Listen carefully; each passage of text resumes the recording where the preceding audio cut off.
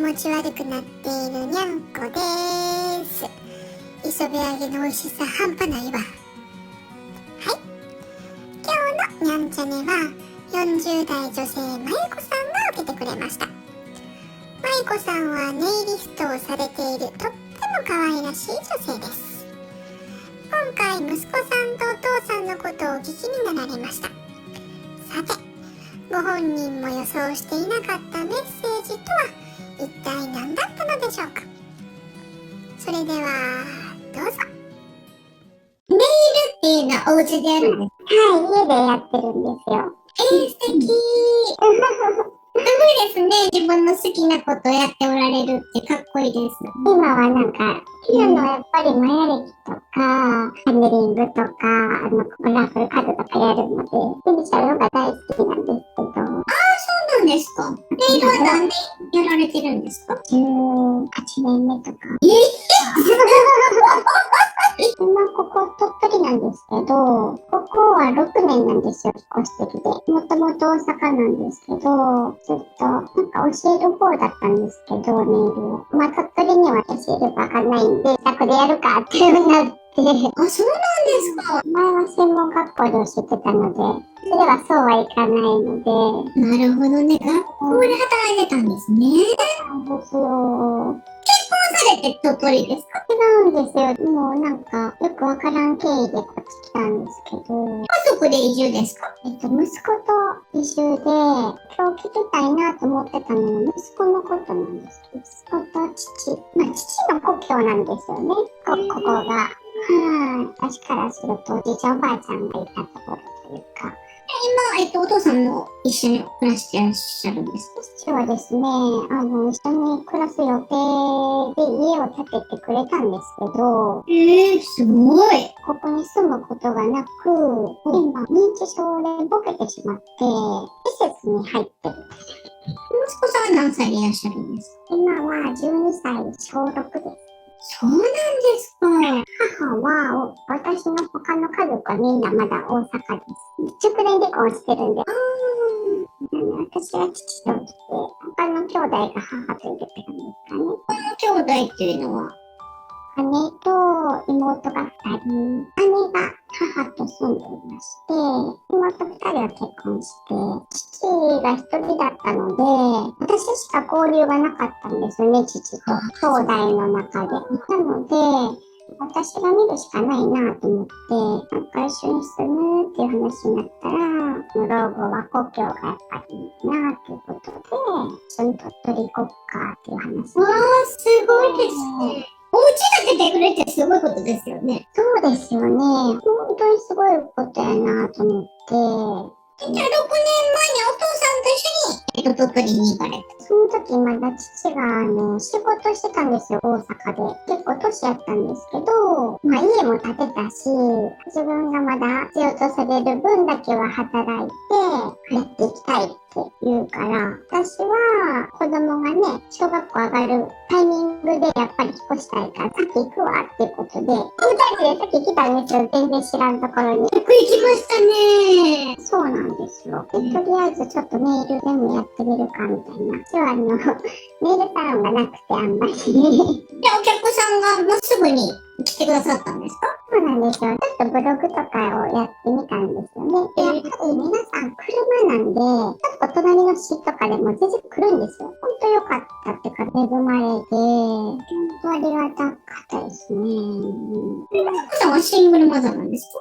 そうです、そうです。顧客がつくかどうかもわからないのに、専門学校の職を捨てて、よく行きましたね。すごいですね。でもね、やっぱり父がいるって思ってたんで、父がね、最初言ってたのは、年金あるし、私はね、家事とかしながら、ネイルの部屋作ってあげるから、趣味程度にやったらっていうふうに。あとはなんかパートしたりとかして、ゆっくりしろや、みたいな話やったんですよ。素敵。何も考えてなくて、私、本当に友達もいないし、知り合いもいないんで、たくさんしかいなくて、本当に。もう本当いろんなことを教えてもらって、もう鳥取のことが何もわからなかったんで、とにかくすごい聞きまくって、いいって言われたらそこ行ってとか、やってたらすごい、なんか可愛がってもらって。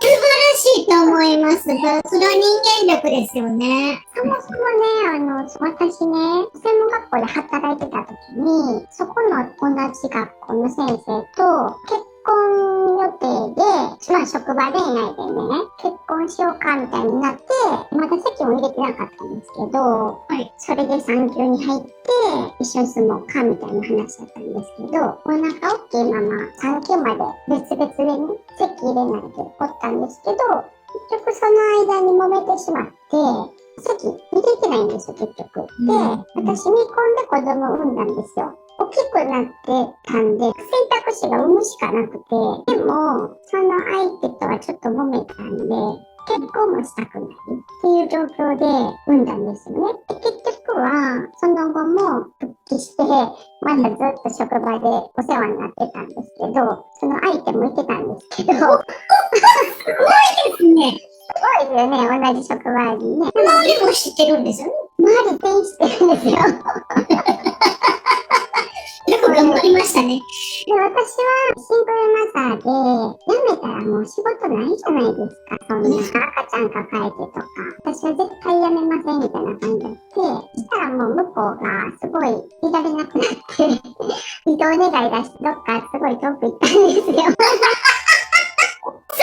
いや、向こうが言ってくれたんですね。子が言ってくれたんですよ。で、全然本当に、産むまでは私、子供とか全然好きじゃなかったんで、向こうが欲しい言ったから、お腹大きくなったね。どうしようみたいな感じだったんですけど、産んでから子供ってこんな可愛いみたいな、なんかもう、急に、何これみたいなことになって、すごい。で、あとはもうその相手にも感謝しかなくって、もうなんか、子供ありがとうみたいな。あ、そうですか。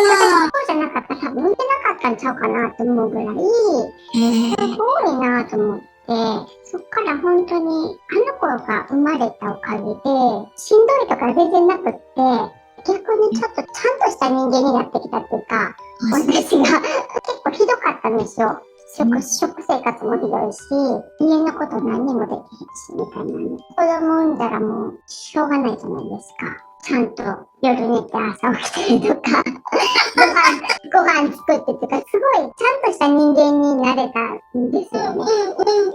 だからすごいなと思って、なんでこんなところに来てくれたんやろってずっと思ってたんですよ、私。しかもすごい楽なんですよね。がかからないんですよ。これで仕事もやっていけたなっていう感じで、うちの両親は熟年離婚してるんですね。まあ、父親が本当に家庭を顧みない人だったので、私とか他の兄弟も子供の頃同じ家に住んでてもね、話したことなかったんですよ。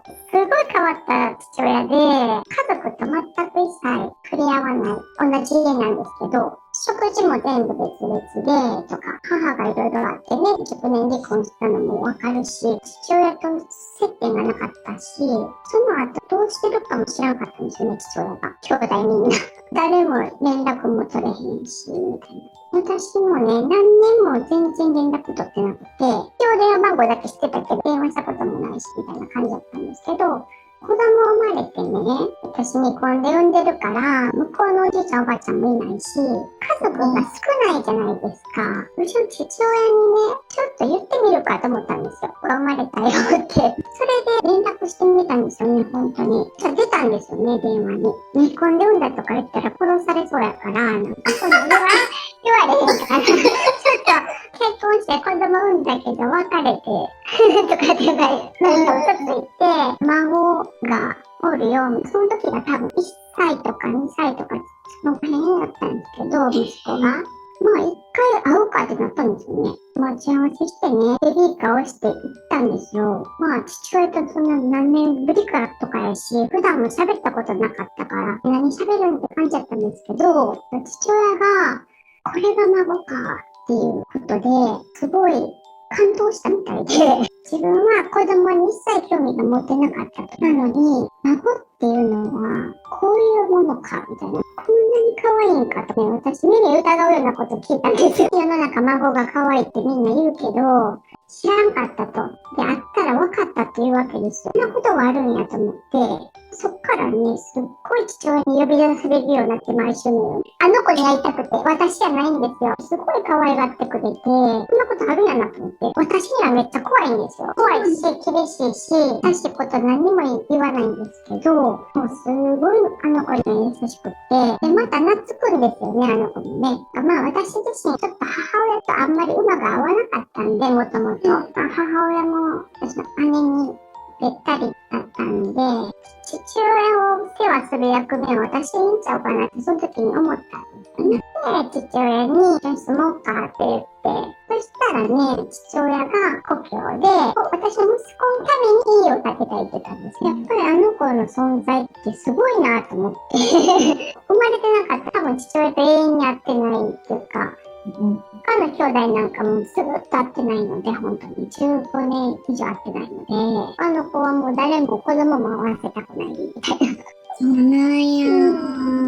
でもね、私と息子が先にこっち来て、父親と離れてから、すごくね、父親と私は本当に関係が悪くなったんですよ。家ができてしまって、で大金が動いたりもするから、気が張ってんのかなとか、風がなきゃみたいに父親も思ってたと思うから、なんかイライラしてんのかなぐらいに思ってたんですけど、すごい関係性が悪くなってきて、喧嘩みたいな感じになったりとかして、なんやろうって思って、すごい不思議やったんですよ。でも私もしんどいじゃないですか。こっちでね、子供と二人で見ず知らずのとこでやってるのに、みたいなのがあって、私はもう出たらいいわ、みたいなぐらい喧嘩になって、そうやって連絡取らへんようになったりしたんですよ。この6年間の引っ越してきて、1年経たないうちぐらいかな。で、そう、私でもね、その間にね、一回ね、結婚してるんですよ、こっちで。そうなんですね。それでね、一回ここ出てるんですよ。で、2年ぐらい結婚生活したんですけど、その間に、うちの父親が、まだ大阪で仕事してて、連休とかでこっちに帰ってきた時に、まあ私たちもここ出てるんでね、一人で、来た時に、倒れたんですよ。脳梗塞やったんですけど、で、警察から私に連絡が来るわけですよ。お父さん倒れましたよ、みたいな。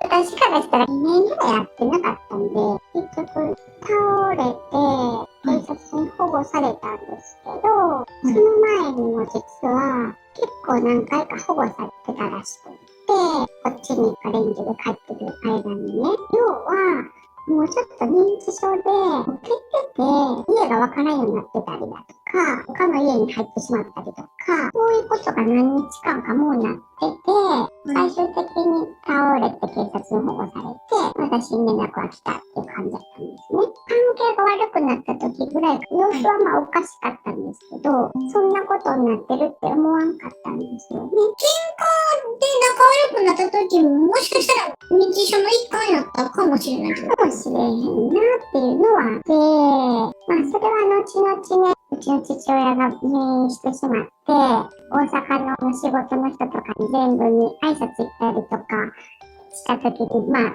そこでもう言われたんですよ。ちょっとおかしかったみたいなの言われたんで、もうちょっとそういうの始まってたんやろうなっていうのもあるんですけど、結局はね、こっちに来たタイミングで病院に入ったので、そのままもう大阪に帰られへんようになったというか、じゃあ、ほとんどお父さんはそこの新しいお家に住んでおられないんですね。一切住んでなくて、でも病院から施設に入ったっていう形で、もう外に出せない状態。動き回ってしまうけど、もうわからないので、よその家に行ってしまったりとか、知らないとこ行ってしまう可能性があったりとかね、いろいろそういうのがあったんですよ。で、この家が持ち主がいなくなるので、戻ってきたって感じなんですけど、その時はまだ結婚してたんで、前の主人と一緒に帰ってきたんですけど、でもちょっとやっぱりうまくいかなくなって、子連れ婚って難しいなっていうのがあって、なるほどね。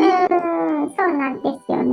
まあ、別れたんですけど、何年前ですか？去年の夏なんです。あ、最近ですか？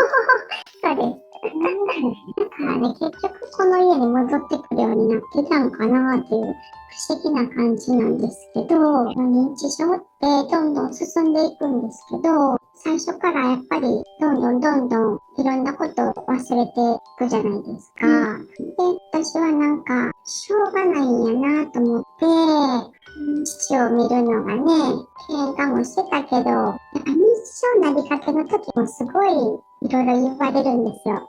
物取られるとかね、そんなんもすごい言うじゃないですか。で結構ひどいこととかもいっぱい言うんですけど、大阪の家族が父親とそっち行くって決めたんだから、父を見ろと私にね、大阪に返してくれるなって結構揉めたんですけど、そっちともね。大変でしたね。でも、しょうがないなと思って、どんどんいろいろ忘れていってね、父ももうね、今なんかは、大阪におったことも覚えてないんですよ。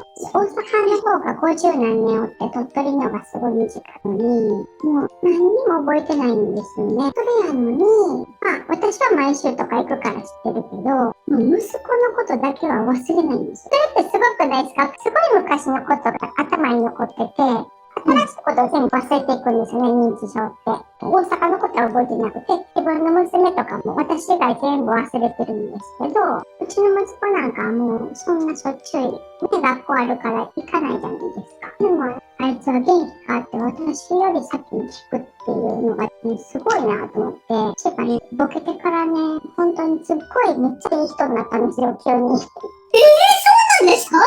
そう、あんなに怖かったのに、もう今はすごいつまんな、ありがとうなって聞いたことない言葉をずっと連呼してくれるっていう。そうですか。そうなんですよ。仏みたいになったんですよね。不思議やなぁと思って、この一連のなんか数年間見てると、父親と息子がどういうことになって私に関わってきてるんやろうなって。まあ息子が来てくれたことで全く違う人生になったんですけど、大変やったけどやっぱ長い目で見たらそういうことやったんちゃうかなと思って、そういうのがなんか聞けたらな。今までの人生と、息子さんが来てくれて、すごい救われた感じが、けど学んできてくれたのかな、みたいな。どんな声があったんだろうかって思いますね。すごい素敵な質問です。本当によろしくお願いします。お願いします。いつのまやこさんかちょっとわからないんですけど、床に座ってるんですよ。膝抱えてて、まやこさんの前は暗くって、まやこさんが後ろを気にしてて、後ろを振り向くと家族がいます。息子さんじゃなくって、お母さんとかの方の家族がいます。固まっているんですよ。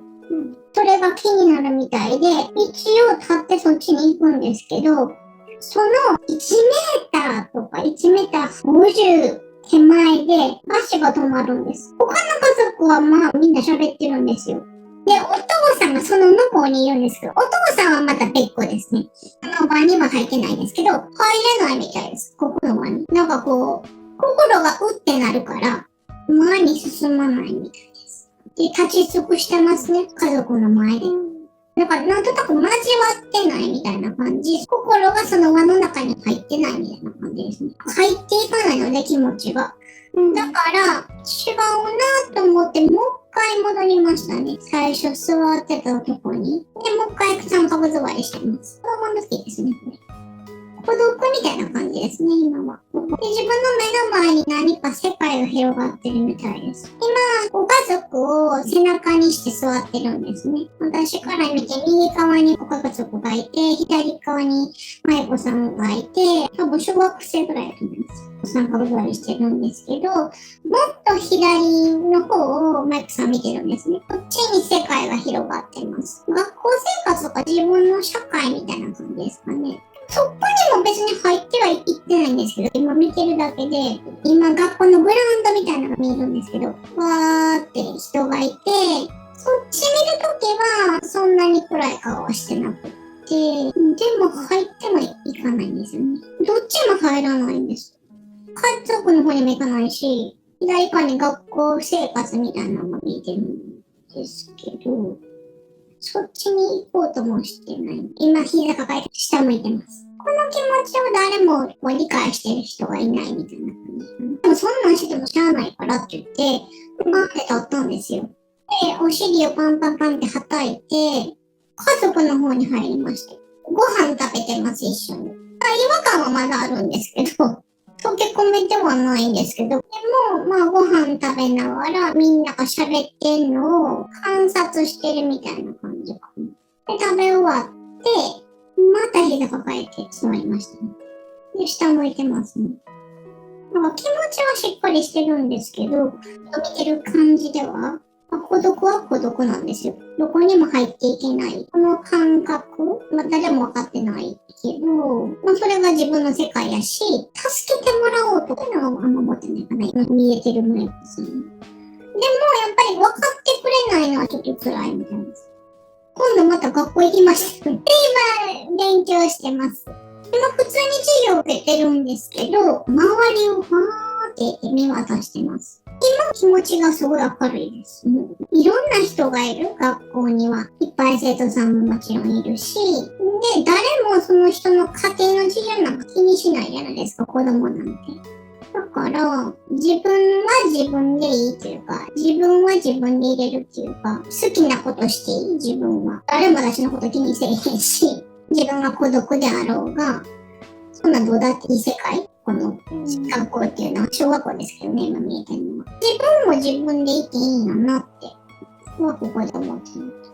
状況的にはよく似てるんですよ。お家にいても学校にいても、一人は一人なんですけど、家族との距離感をすごい取ってるみたいなのが今見えてます。私から見てちょっと疲れる。で、今、布団で寝てるんですけど、それでまた孤独ですね。気持ちが孤独なんです。心の交流がないっていうか、本音言ってないっていうかね。今、急に大きくなって、大人の7役さんが出てきました。専門学校ですね。男性が出てきて、結婚ちょっとされてた男性かな。女子みたいな感じで、いいわ、みたいな感じで、思ってて、ウキウキしてる感じで、その男性を見るみたいな感じで、でキャピキャピしてます。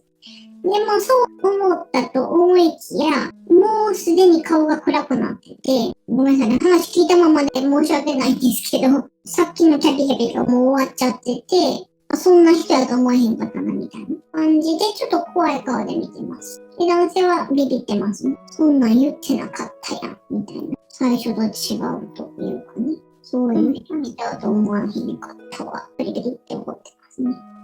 そういう人とは一緒になりたくないので、もう赤ちゃんがいらっしゃるみたいで、私はこの子と行きます。とはいえ、どうしようかなって、こうなるとは思えへんかったし、まさか自分がこんな母になるとは思えへんかったし、この子を私が育てんのかなとか、経済的にどうしようかなとか、大変なことになってしまったなって。でもまあ、どのパート見てもしょうがないんですよね。自分的には一個一個はちゃんとやってるので、その結果こうなってるみたいな感じで、まさか自分の人生でそうなるとは思わなかった。生活費を稼がないといけないじゃないですか。教育資金とかね、何をするにもお金がかかるわけやから、出産にしろ、おむつ買うにしろ、何をするにしろね、自分がお金を出さないといけないわけやから、予想外の結果でしたけど、やっていかないといけないんやなーって思ってますね。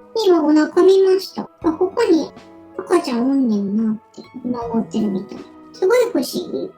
今までずっと孤独でやってきたのに、心の交流が誰ともなかったじゃないですか。でも今、ここには赤ちゃんがいるわけですよ。こんな状況になるっていうのも思えへんかったけど、自分のお腹に違う魂がある赤ちゃんがいるっていうことも思いがけない状況なんです。妊娠してるわけですから、ここにいるっていうのは分かってるんやけど、頭では。でもすごく不思議やし、違和感があるし、みたいな感じで。お腹今させてました。感覚的には。ずっと孤独だったんですよね。誰とも関わってなかったみたいな感じでね。ここのお腹の中に新しい命が来たと思った時に、初めて家族ができたみたいな感じ。この赤ちゃんと。もうそれは生では理解してないかもしれないですけど、まだすごい不思議やなと思ってる状況なので、運命共同体というか、自分のお腹の中に入ってるわけですから、あんまり差はないんですよ。自分っていう存在とその子の存在の距離がめちゃめちゃ近いじゃないですか。お腹の中にいる時って。初めて家族ができたっていう感覚ですね、今。初めて身近な存在ができたというか、心と心のつながりが、ここで初めてできたみたいな感じかな。で、赤ちゃんがね、横に来てるんですよ。わーって泣いてて、で、まゆこさんがすごい感動してて、出産シーンなので、もちろん感動するんでしょうけど、今なんでそう思ってるかっていうと、なんかね、私を助けに来てくれたみたいな感覚。初めて分かってくれたみたいな感じかな。自分の孤独を。この子は知ってるんやと思います。まゆこさんが孤独な人生を歩んできたっていうこと。本当の心の交流がないっていうのを分かってる初めての理解者なんやと思います。だから来たみたいな感じかな。で、泣いてますね、まゆこさんは今。なぜなら、初めて自分よりも大事な存在。赤ちゃんだから、守ってあげれない父の上じゃないですか。初めて必要とされてるというか、この子には私が必要だし、私にはこの子が必要なんです。初めての家族やから。初めてここで家族できたんですよね。本当の意味で。あやこさんはこの子に対してきっと何でもできると思うんです。だってこの子死んじゃうから。何もしてあげなければ。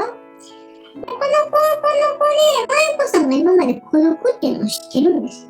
だから来たんです。初めての理解者であり、初めての家族であり、初めての、ちょっと語弊があるかもしれへんけど、支援者みたいな、支えてくれる人みたいな感じ。寄り添ってくれる人、孤独の気持ちに。だから僕が家族になるって。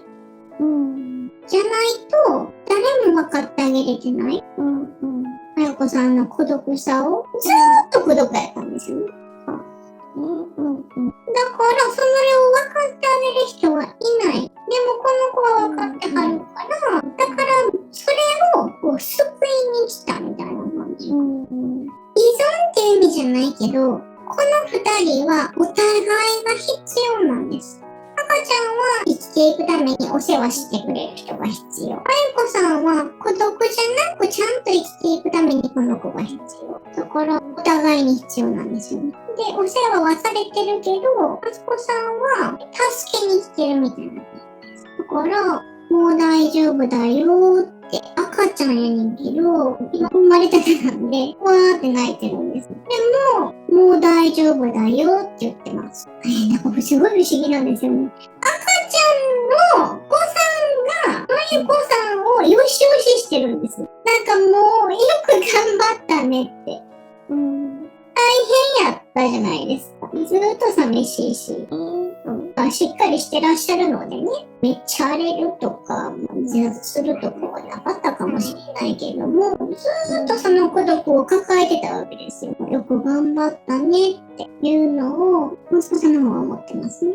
だからすごく綺麗ですね。今、光に溢れてますけど、出産の誕生を見てるんですけど、それはまゆこさんの孤独の終わりでもあり、新しい家族、本当の意味での家族の誕生でもあり、だから新たな、スタートみたいな感じです、ここでは。だからすごく大きな意味があったんやと思います、このシーン。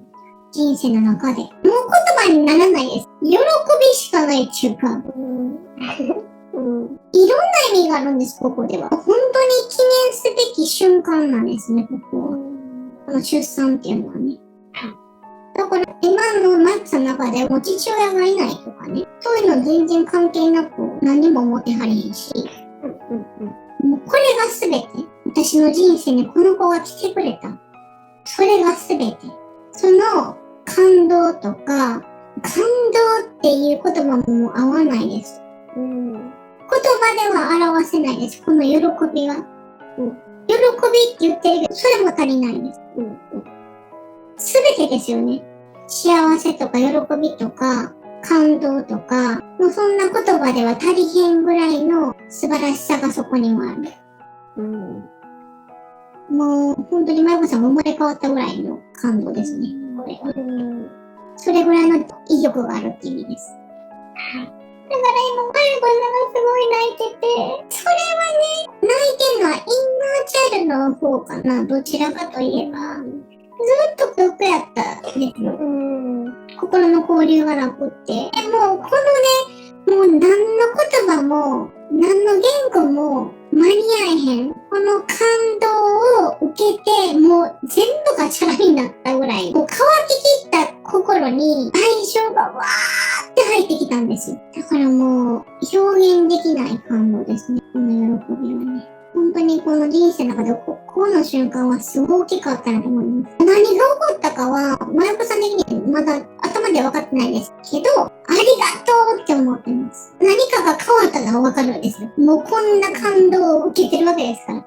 もう幸せしかないですね。この子に救われてる。書かれたら当たり前かもしれないけど、この子のためやったら何でもできるし、この子で助けようと思ってきてるわけですから、この瞬間はね、家族に恵まれなかったんですけど、でもね、この子が誕生した瞬間にね、ものすごい完璧な、もうすでに深い愛をお互いに持ってる家族が急にできたんですよ。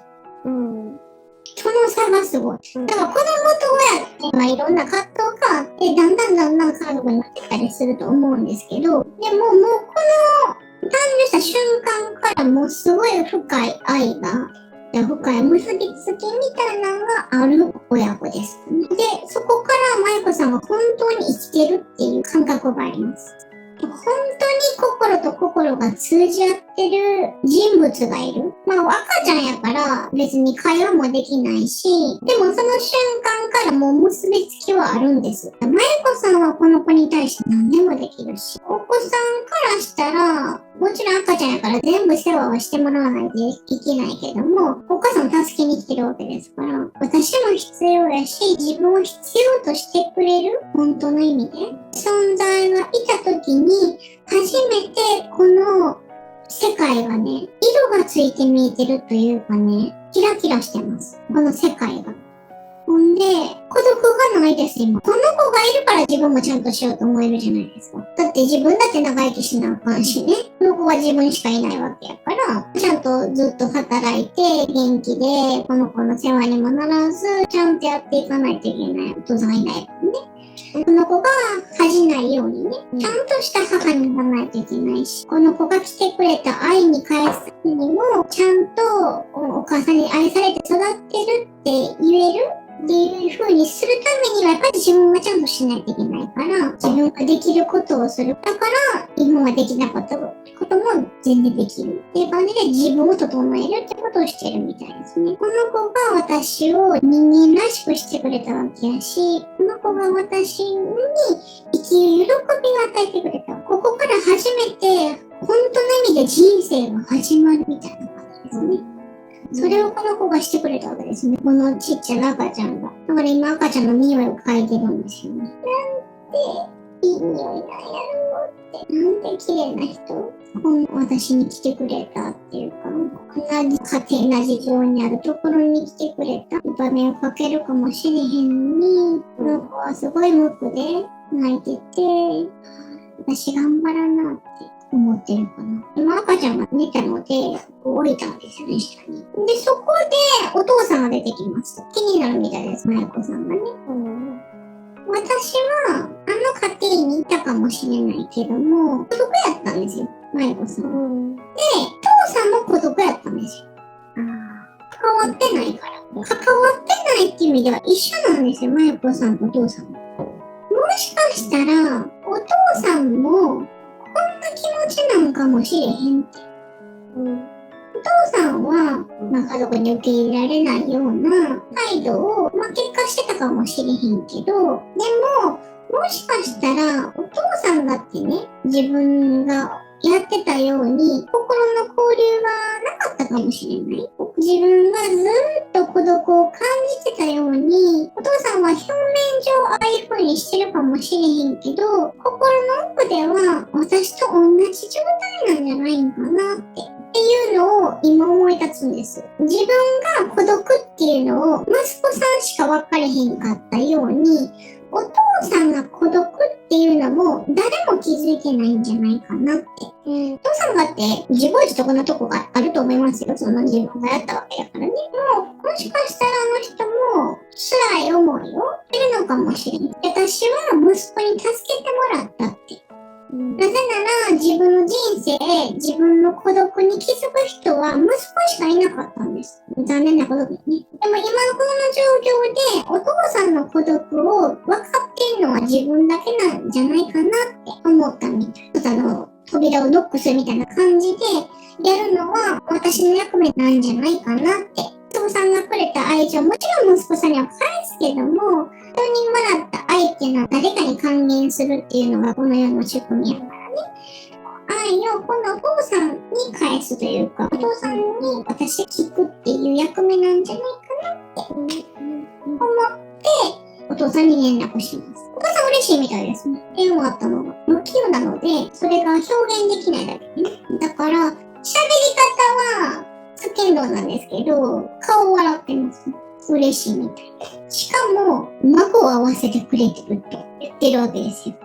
今ね、お父さんとまゆこさんが会いました。で、お父さんはまゆこさんしか今見てないですね。恥ずかしいみたいですけど、おーみたいな感じで、不器用なんかな、なんか、めっちゃ嬉しいんですよ。嬉しいけど、それが表現できへんのかな。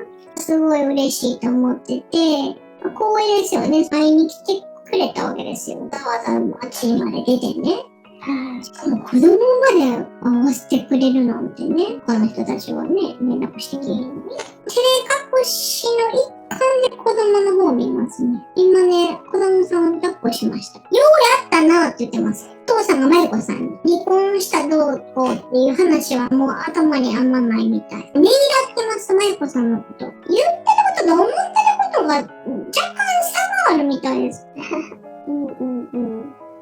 私が見てる分には、お父さんがまゆこさんの頭ポンポンってしてますね。なんかまあいろいろあったかもしれへんけど、お父さんもいろいろあったから、自分が思ってるようにいかへん時かってある。自分がやってるつもりでも、受け取り側はそういう風に取ってもらわれへん時かってもちろんあるし、お父さんちょっと不器用だから、思ってることとやってることがだいぶ離れてるんちゃうかな。お父さん的には愛なんですよね。愛がこう変化して起こってるように見えるみたいな。だからお父さん的には自分だってすごい一生懸命やってた。自分なりにね、周りでそう思ってもらわれへんかもしれへんけど。でもそうやってやってたけど、でもうまくいけへん時かってあるっていうのを自分は分かってるわけ。お父さんも学んだってことちゃうかな。今歩いてますね。今ね、お父さんが自分のやり方が悪いせいで結果孤独になっちゃったって。でも、なんていうの、逆転ホームランみたいな感じでね、まゆこさんが訪ねてきてくれたわけですよ。しかも初めての孫を連れて。だから、自分のやり方が分かんかったかもしれへんけど、神様を見つけれなかったんやな、俺よ、みたいな感じ。はい。一緒ですね。まゆこさんに、息子さんが来てくれたのと今全く同じです。お父さんにとっては。まゆこさんが、息子さんが来てくれて孤独が終わったじゃないですか。息子さんは自分を救ってくれたわけですよ。それが今お父さんにも来てて、お父さんは、不器用ながらも生きてきて、最後孤独になって、でも、その家族がね、二人来てくれて、自分は救われたんですよ。こんな不器用な生き方をしてた自分を救ってくれたんですよ。だから、この二人には何だってできると思ってる。孤独な人生を終わらせてくれたんです。初めてお父さんのここで家族ができたんです。本当の意味で。だから、今度こそ大事にする。自分は今までできひんかった。やってたつもりやったけどね。今度こそ、この愛に応える。すごい被ってます。息子さんが来てくれたんだけど。だから、まゆこさんは、お孫さんをすごい大事にしているってさっきおっしゃいましたけど、今見てるのはセットです。まゆこさんと息子さんとのセット、3人家族みたいな感じですかね、今見てるの。まゆこさんに愛をあげる、愛を渡すっていうのと同時に、自分みたいに頑張ってきたけど、うまくいかへんかったっていうのをまゆこさんにも見てて、それを助けるっていう意味でも、守りたいって思ってるみたいです。だから、実際にはしてないかもしれないですけど、今お父さんが、息子さんとまゆこさんを一緒にギュッてしてます。俺が守ったるからなって。今までできへんかった分、これから俺の償いをさせてほしいって。それが俺の生きてきた意味やし、ここから自分が生まれ変わってやっていくって。で、心底では思ってます。新しい人生が始まったみたいな感じですね。まゆこさんの人生が始まったみたいな感じで、自分が人生が終わるまでの自分の役目である。奥さんじゃないですけど、まゆこさんはお父さんね。でも、自分がこの家庭を守っていくみたいな感じで今思ってますね。だから安心してほしいって今思ってる。だってすごく弱いじゃないですか、今の時点では。お子さんはちっちゃいし、まゆこさんだけね、やっぱりちっちゃい子供を抱えてやっていくってすごい大変ですよ。だから、俺がやっていくからなって、俺が守っていくからなって。で、お父さんは多分、トップで稼ぎなんですね。人って誰でもね、家族とどこでやっていくかって夢があるじゃないですか。例えば、海の近くに住みたいなとかね、東京で住んでいきたいなとかね、若い人やったら都会に行きたいなとかね、こんな感じで、今、お父さんが再出発をするにあたってね、本当に今、初めて自分が責任を持って、愛を持って、今までの失敗をちゃんと自分の教訓に変えて、お父さんはこれから新しい人生を再出発するって言った時にね、この新しい家族をどこで築いているかって言ったら、やっぱりお父さんの希望としては遠くだったってことですね。何があっても自分はこの家族を守るって。今度こそ。だから、身を粉にして働きます。働いてるときは真剣そのものですね。でも、今お父さんがひざまずいたんですよね。やっぱり、年は取ってるから、ちょっと体的にはしんどいみたいです。でも、気力で頑張ってます。だってこれから稼がないといけないし、やっぱり家族には楽させたいじゃないですか。そんな感じ。そんなこと言ってられへんわ。みたいな感じで、ガクって膝つくんですけど、もう一回立ちますね。働いてます。守るのが自分の喜びでもあるし。でもね、やっぱ体がついていけへんみたいです。何回もガクって膝つくんですよね。でもそれを気力で挽回するみたいな感じで今見えてます。今お家帰ってきてます。お父さんはね、すごい疲れてるみたいです。すっごい疲れてるけど、これを見せたら、マイクさんが不安になっちゃうから、見せへんみたい。で、すごい強迫観念みたいな感じになってるから今。頑張らない、頑張らないみたいな。どうしても家族は守りたいのよ。お父さん的には。だって自分を作ってくれた家族ですから。若いお父さんみたいにね、できる限りお金を稼いでね、子たちを守っていくっていうのを自分は作りたいの。で、今、お父さんが寝てるんですけど、ものすごい体としんどいみたいです。ちょっと無理してるんですね。頑張りと年が合えへんみたい。だったらね、年取ったら、それなりの働き方ってあると思うんですよ。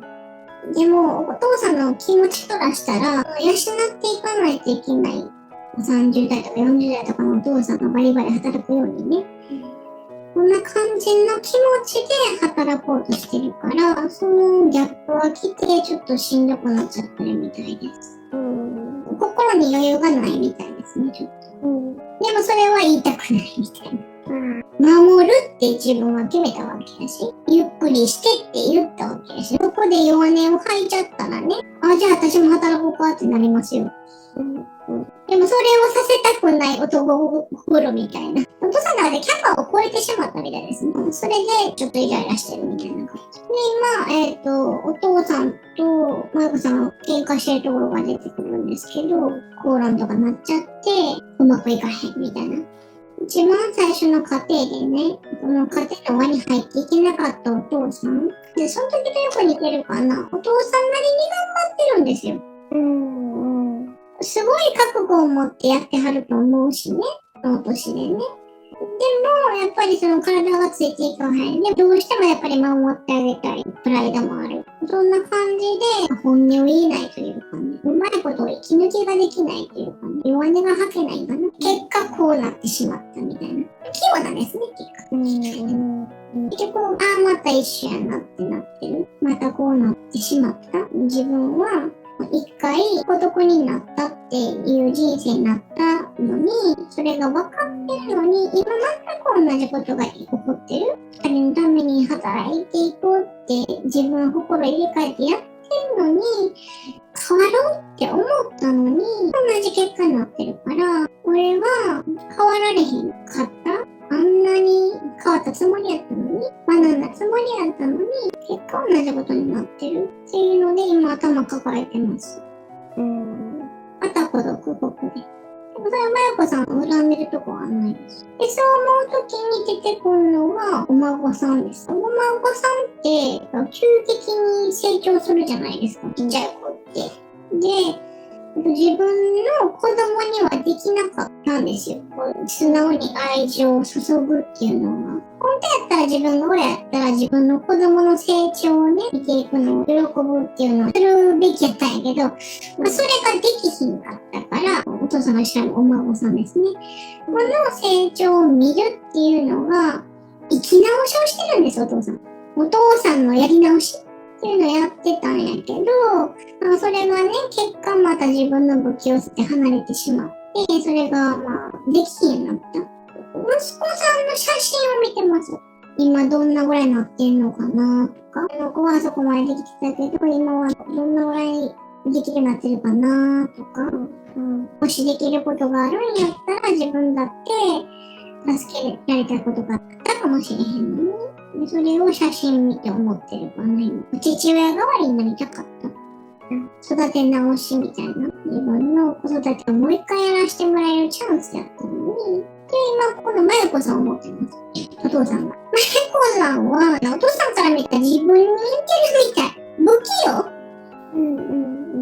自分のことのように心配してるっていうか、自分がすごい一生懸命やったのに、結果うまくいかへんかった。まゆこさんだって全部一生懸命やってるんですよ。でも、本人たちはね、お父さんもまゆこさんもそうですけど、別にね、うまくいかないと思ってやってるわけじゃないから、一個一個全部一生懸命やってるんですよ。結果うまくいかへんみたいな。そういうところが、ちょっとお父さんとまゆこさんが似てて、お父さんは分かってるから、今、そのまゆこさんとうまくいってないから、連絡取れないけども、大丈夫かなって思ってるみたい。でも、あの子は強いから、自分の中で孤独でもちゃんと息子を産むとかね、自分の家庭を築くとか、そういった葛藤がありながらもお父さんに連絡してきたとかね、そういった強い子やから、俺とは違うな、そこが。だから、大丈夫やろって。最初はね、自分が養っていくって思ったけど、今手がね、結果離れて、そっちでやっていけるんやったら、もちろんそれがいいし、自分がずっと稼いでいけるわけでもないし、家族ができて、そっちでうまくいってるとそれは幸せなんやから、それの方がいいやろうなって。かといっても、どうなるか分かりへんから、残せるものは残してあげたいなと思って働いてます。保険みたいな感じですね。何かあった時のために、自分が残したものが、まゆこさんの支えになるようにっていう意味で働いてます。ごめんなって言ってる。自分は一回反省したのに、そんなのを見せずにね、連絡してきてくれたのに、結果またこうなってしまって、ごめんなって思ってる。だからせめて自分ができることがしたい。それがお金ってことかな。だからお父さんの中では離れてるけど家族やと思ってます。返せなかったって。まゆこさんの愛情ね。ほんでね、今働いてたんですよ。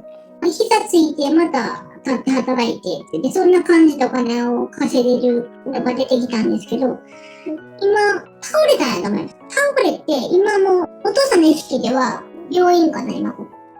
バッて目覚めた病院みたいな。何があったか分からへん。ここどこみたいな感じで見渡してます。で、そこにマヤコさんと息子さんが来たみたいです。で、お父さんが、マヤコさんじゃなくて、息子さんの方を探しましたね。なぜかというと、息子さんの成長がすごい気になってたみたい。自分はお父さん代わりになるって思ってたのに、結果できなかったわけじゃないですか。だからそれで、大丈夫やったか、みたいな感じ。ごめんな、俺のせいで一緒に乗れなくて。今までの人生の罪滅ぼしで、お父さんの代わりになるつもりやったのに、結果自分の不甲斐なさでできなかったわけですよ。すごい心配やったみたい。なんか泣いてるかないのお父さんが。実際にはなかったかもしれないけど、お父さんが息子さんをこうギューッとしてごめんなって言って、一緒やったんかな。まあ、娘さんが愛情と感じられるような育て方をできなかったのが、また今回また起こっちゃった。自分は愛情あるつもりやったんですよ。やってたんやけど、まあ結果うまくでかへんくって、孫の育てるっていうのもできへんかったわけ。ごめんなでも、まゆこさんがお父さんを見て、この人の不器用さ、愛情はあるんやけど、人間ってやっぱりそんな180度すぐ変われないじゃないですか。どんだけその人が反省したとしても、急にね、なんかシャイな日本人が欧米人みたいに変わるとかできないからね。だから、お父さんにも無理があったんかなって、お父さんにも自分たちを守るっていう愛がきっとあったやろうし、お父さんにも無理があった。やろうとしてることに無理があったんかなって。で、息子さんを可愛がってるところを見て、お父さんも愛情が欲しかったんやなって。自分かってずっと孤独で、息子さんが来てくれて、心が埋まった。人生が変わった。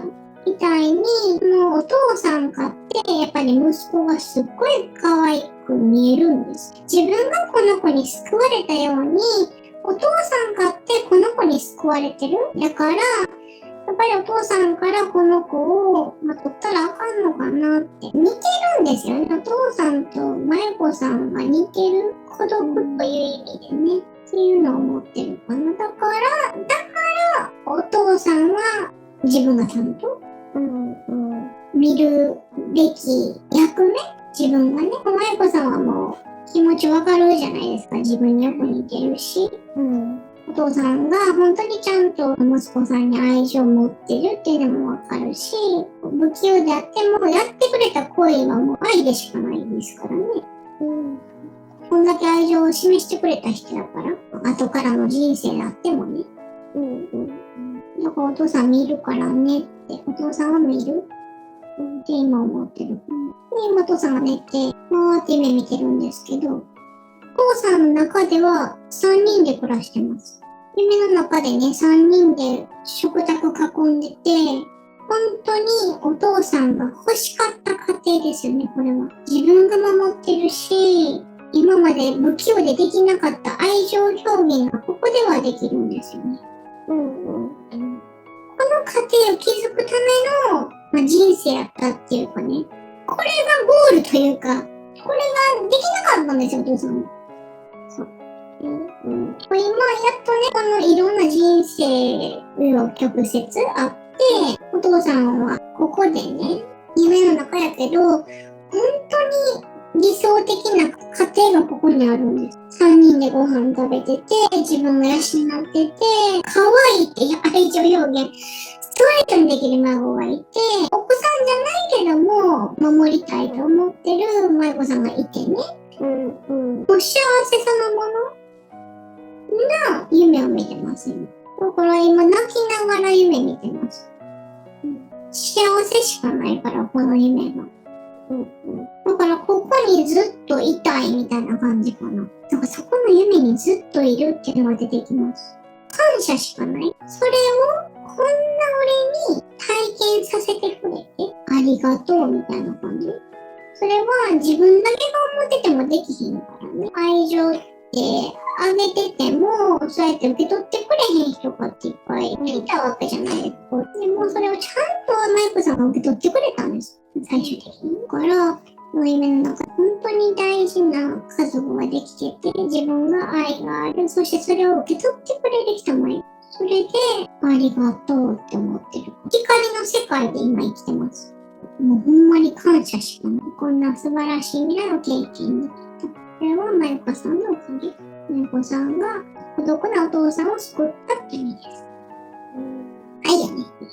本当に人生の学び、その一生を全部使って、お父さんの思いもよらなかった素晴らしい未来に今くれてる。だからもう感謝しかないし、本当に生きててよかったっていうか、この人生頑張ってみてよかったっていうかね。まゆこさんがいてくれたおかげで、自分の人生を後悔せずに済んだって、もう本当に思い残すことがないというか、もうこの人生本当にプラスでしかなかったというかね、思えたのはまゆこさんのおかげ。